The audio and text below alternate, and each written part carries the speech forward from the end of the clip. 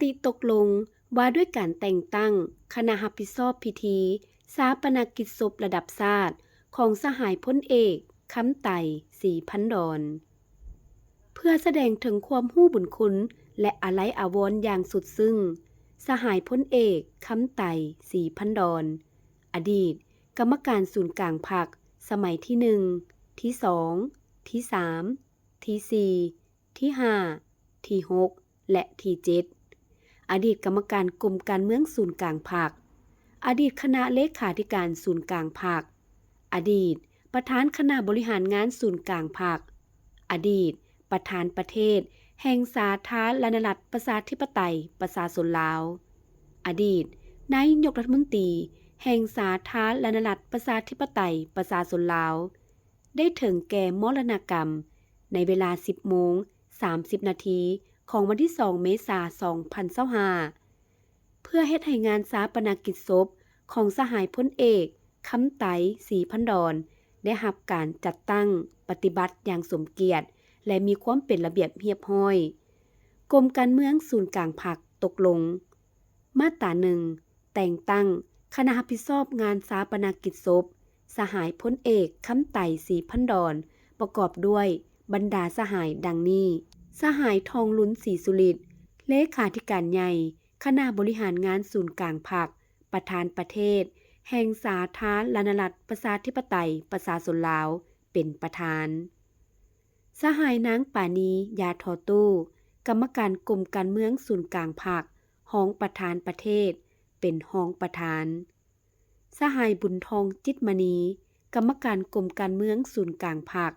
ผู้ประจำการคณะเลขาธิการศูนย์กลางพรรครองประธานประเทศเป็นรองประธาน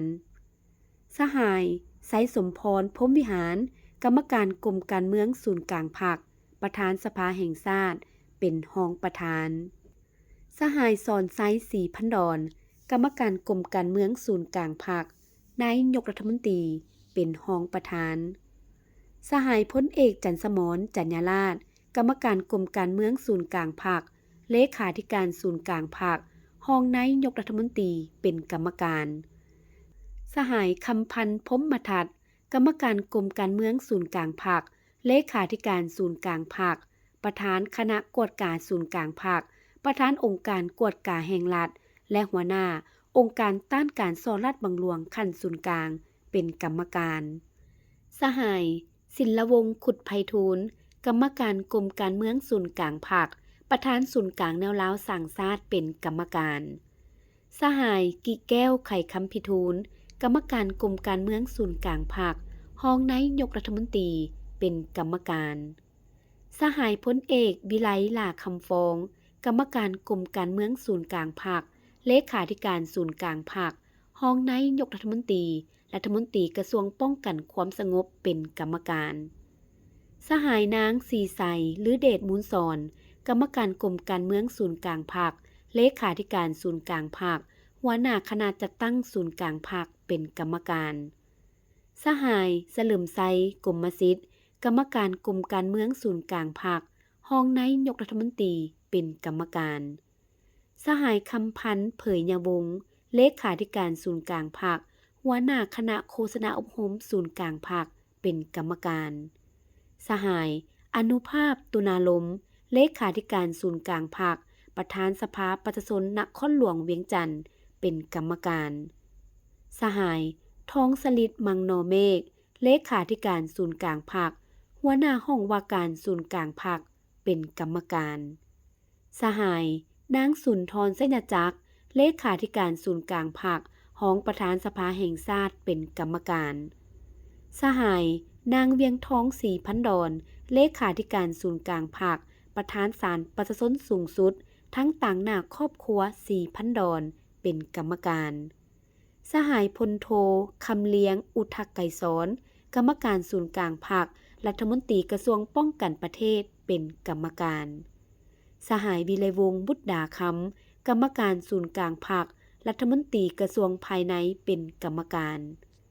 สหายสันติภาพพรหมวิหารกรรมการศูนย์กลางพรรครัฐมนตรีกระทรวงการเงินเป็นกรรมการสหายบัวคงน้ำมวงศ์กรรมการศูนย์กลางพรรค รัฐมนตรีหัวหน้าห้องว่าการสำนักงานนายกรัฐมนตรีเป็นกรรมการ สหายนางใบคำคัตติยะกรรมการศูนย์กลางภาครัฐมนตรีกระทรวงแรงงานและสวัสดิการสังคมเป็นกรรมการ สหายนางสวนสวรรค์บิญญาเกตกรรมการศูนย์กลางภาครัฐมนตรีกระทรวงแถลงข่าววัฒนธรรมและท่องเที่ยวเป็นกรรมการ สหายท้องสวรรค์พรหมวิหารกรรมการศูนย์กลางภาครัฐมนตรีกระทรวงการต่างประเทศเป็นกรรมการ สหายดร.บุญแฝงภูมิมาลัยศิษย์กรรมการศูนย์กลางภาครัฐมนตรีกระทรวงสาธารณสุขเป็นกรรมการ สหายบุญเหลือพันดานุวงศ์รักษาการหัวหน้าคณะพัวพันต่างประเทศศูนย์กลางภาคเป็นกรรมการ สหายท้องจันทร์คงภูมิคำห้องหัวหน้าคณะจัดตั้งศูนย์กลางภาคเป็นกรรมการ สหายผาคำอินแสงห้องหัวหน้าห้องว่าการศูนย์กลางภาคเป็นกรรมการ สหายมีไซพมเขห้องหัวหน้าห้องว่าการศูนย์กลางภาคเป็นกรรมการ สหายสนันศรีภาพมจันทร์ห้องเลขาพรรคแขวงหัวหน้าคณะจัดตั้งแขวงจำปาสักต่างหน้าคณะพรรคองค์การปกครองแขวงจำปาสักเป็นกรรมการ มาตรา2มอบให้คณะรับผิดชอบพิธีชาปนกิจศพระดับชาติดังกล่าว ประชุมปรึกษาหารือกันละเอียด และมีการแบ่งงานแบ่งความรับผิดชอบอย่างจะแจ้ง มาตรา3มติตกลงฉบับนี้มีผลศักดิ์สิทธิ์นับแต่วันลงลายเซ็นเป็นต้นไป ทองลุ้นศรีสุริตต่างหน้ากรมการเมืองศูนย์กลางภาคเลขาธิการใหญ่คณะบริหารงานศูนย์กลางภาคนครหลวงเวียงจันทน์วันที่2 เมษายน 2025